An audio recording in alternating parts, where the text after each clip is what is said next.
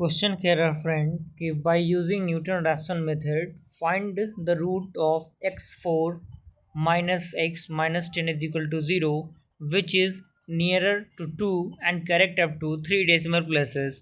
यानी आपको क्या करना है, न्यूटन रैप्सन मेथड की मदद से आपको इस रूट का यानी ये जो इक्वेशन दिया है, इस इक्वेशन के लिए आपको न्यूटन रैप्सन मेथड अप्लाई करना है और बताना है कि जो आपका इक्वेशन है वो नियरेस्ट है किसके दू के, और आपका जो correct up to 3 decimal places तक जो वैल्यू है सेम होने चाहिए, वहाँ तक आपको सॉल्व करना है।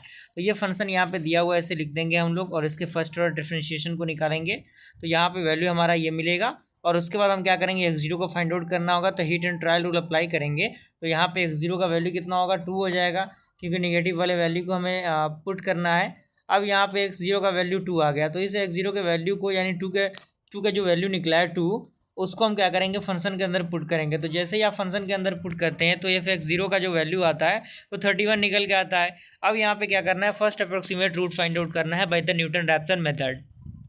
तो फॉर्मूला होता है x1 is equal to x0 minus F X 0 divided by F dash x0। तो यहाँ पे सारे वैल्यूज़ हमारे पता है, तो हमने क्या किया, पुटिंग किया यानी पुट किया वैल्यू को उस इक्वेशन के अंदर। तो हमारे सामने जो वैल्यू आया वो आपका x1 का 1.871 आया। ओके, अब यहाँ पे x का वैल्यू फिर से आपका इसमें पुट करना होगा फंक्शन के अंदर और डिफरेंशिएशन वाले टर्म के अंदर भी।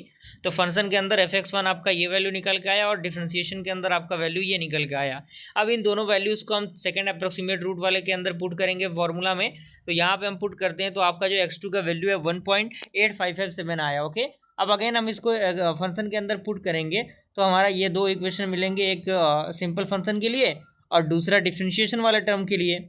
अगेन थर्ड अप्रोक्सीमेट रूट निकालना होगा, तो हम फिर से वही फॉर्मूला, सारे वैल्यूज़ हमें पता है ही, हम बस उसके अंदर पुट करेंगे वैल्यू को, हमें मिलता जाएगा रिजल्ट।